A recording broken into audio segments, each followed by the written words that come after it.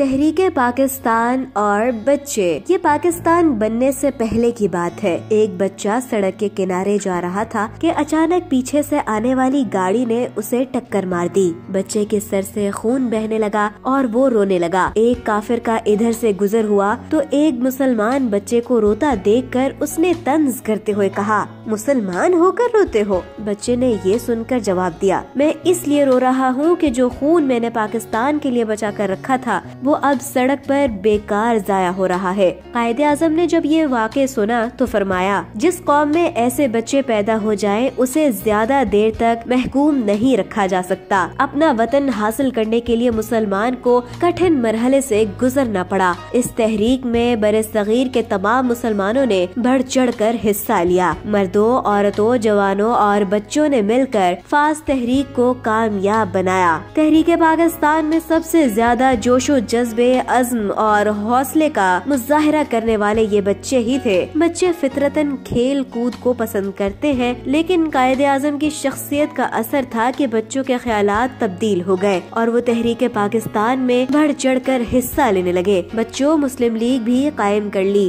कायदे आज़म के साथ बच्चा मुस्लिम लीग के अरकान की तस्वीर भी बनाई गई थी, जो तहरीक पाकिस्तान में बच्चों के किरदार की एक यादगार है। ये पुरअज़्म बच्चे अपने कायद से बहुत मोहब्बत करते थे और कायदे आज़म भी बच्चों को बहुत चाहते थे। वो बच्चों की मासूम बातों से बाज़ औक़ात बड़े बड़े काम लेते थे।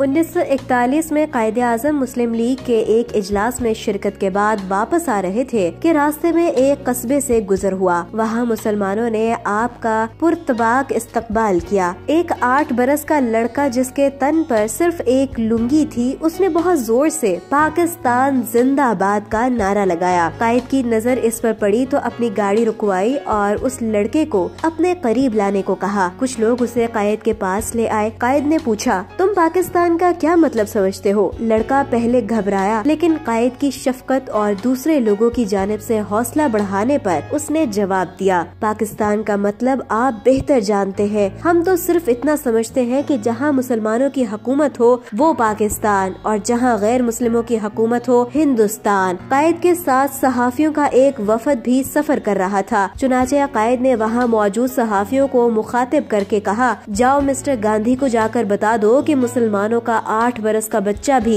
पाकिस्तान का मतलब समझता है। अगर वो अब भी नहीं समझ सके तो इसका मतलब ये है कि वो समझते खूब है, लेकिन एतराफ करना नहीं चाहते। जब अखबार में ये वाकया छपा तो गांधी जी की नजर से भी गुजरा। दिल्ली में एक बड़े जलसा आम में शिरकत के बाद जब कायदे आज़म पिंडाल से वापस जाने लगे तो एक गरीब शख्स आगे बढ़ा और थोड़ी देर के लिए मजमा से अलग होकर बात करना चाही। एक अलहदा जगह पर पहुंचकर उस शख्स ने बताया कि वो दिल्ली से चंद मील दूर एक देहात में रहता है। उसकी बेटी ने रुमाल पर पाकिस्तान का नक्शा गाड़ा है और अपने हाथ से आपको देना चाहती है। उसने मुझे ये कहकर भेजा है कि जाएं और कायदे आज़म को बुला लाएं। इस जुमले में इतनी मोहब्बत और अकीदत थी कि कायद फौरन तैयार हो गए। उसके घर पहुँचे। एक 13 साला लड़की ने पर्दे की आड़ से उन्हें रुमाल दिया। कायदे आज़म रुमाल पर पाकिस्तान का नक्शा देखकर बहुत खुश हुए और लड़की को यकीन दिलाया कि ये रुमाल तहरीक पाकिस्तान के बहुत काम आएगा। कुछ अरसे के बाद जब शिमला कॉन्फ्रेंस में कायदे आज़म को ये पेशकश की कि अगर वो पाकिस्तान का मुतालबा छोड़ दे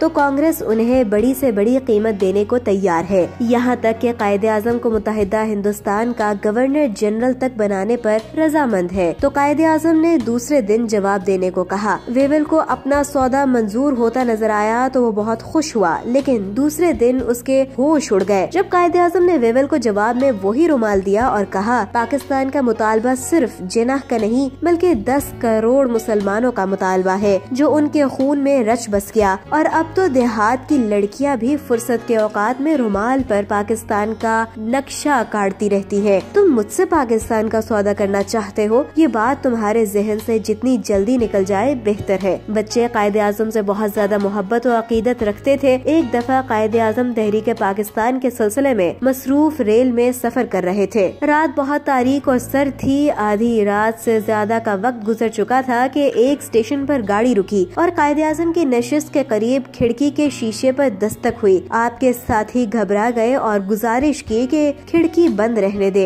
लेकिन बहादुर कायद ने खिड़की खोलने का इशारा किया तो क्या देखते हैं, दो छोटे छोटे बच्चे चादरें लपेटे सख्त सर्दी में खड़े हैं और आपको सलाम कर रहे हैं। आपने पूछा, तुम यहाँ इतनी सर्दी में रात गए क्या कर रहे हो? बच्चों ने जवाब दिया, हम आपको देखने आए हैं। हमें अखबार से पता चला था कि आप इस ट्रेन में सफर करेंगे, तो हमने अंदाजा लगाया कि आप तकरीबन इस वक्त यहाँ पहुँचेंगे और हम आपसे मुलाकात करेंगे। कायद ने पूछा, भाई तुम मुझसे क्यों मिलना चाहते हो? जवाब मिला, क्योंकि आप हमारे लिए पाकिस्तान बना रहे हैं। एक मौके पर कायदे-आज़म ने कहा, मुसलमान बच्चों में अब कौमी एहसास पैदा हो गया है। ये बच्चे और नौजवान तहरीक पाकिस्तान का परचम लेकर आगे बढ़ेंगे। छोटे बच्चों और नौजवानों ने तहरीक पाकिस्तान में अपने कायद का भरपूर साथ दिया और हुसूल पाकिस्तान के लिए जिद्दोजहद में शरीक हुए। मासूम बच्चों ने दुआएं की और पाकिस्तान के लिए नारे लगाए। यूं अल्लाह ताला ने पाकिस्तान की शक्ल में शब कदर में मुसलमानों को एक अजीम तोहफा दिया। आज के बच्चे कौम के मामार है। बच्चों के लिए सबसे अहम चीज अच्छी तालीम और तरबियत है। इसीलिए कायदे-आज़म ने एक मौके पर फरमाया, तालिबे इल्म का असल काम क्या होना चाहिए? अपनी जात से वफा, अपने मुमलिकत से वफा और अपने मुताले पर मुकम्मल तवज्जो।